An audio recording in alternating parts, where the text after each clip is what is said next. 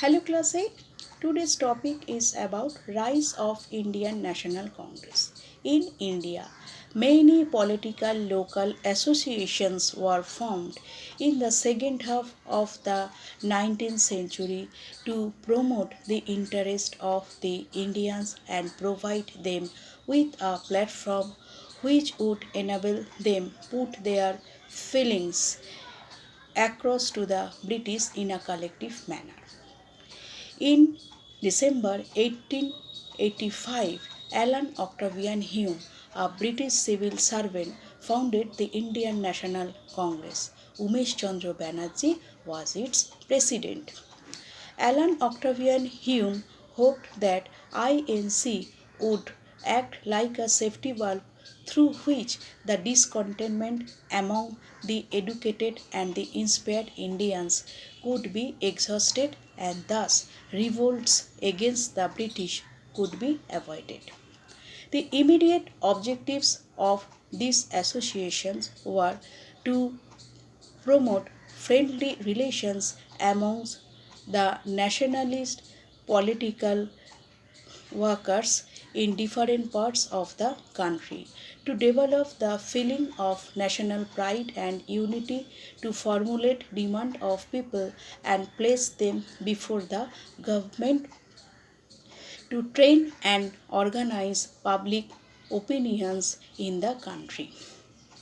The Congress sessions were held in different parts of India every year afterwards.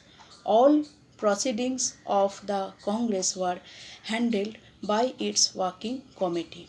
The early Congress leaders were known as moderates. They were Dadabhai Nauroji, Surendranath Banerjee, Firoz Shah Mehta, Pandit Madan Mohan Malabya, M.G. Ranade, etc.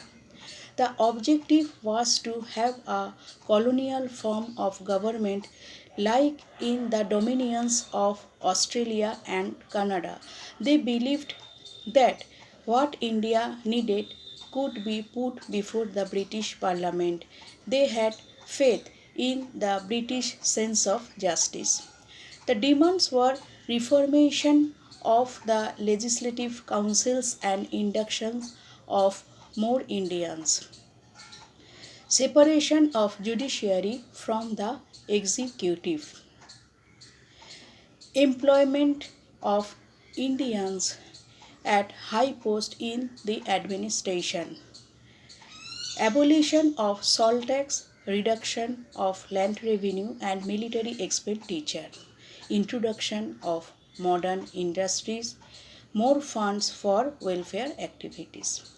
The Congress carried out their propaganda through the press. The three P's used to put by their demands were plea, pray, and petition. They played an important role in creating national consciousness among the masses and educating the Indian people on political matter. With the passage of time, congressmen demanded an active role in governing their country. The British started to criticize Congress and its leader. They reinstated the policy of divide and rule. In July 1905, Lord Curzon partitioned Bengal on the background that Bengal was too big to be administered. Actually, they wanted to uproot the nerve center of Indian nationalism and crush the spirit by dividing Bengal into Hindu and Muslim.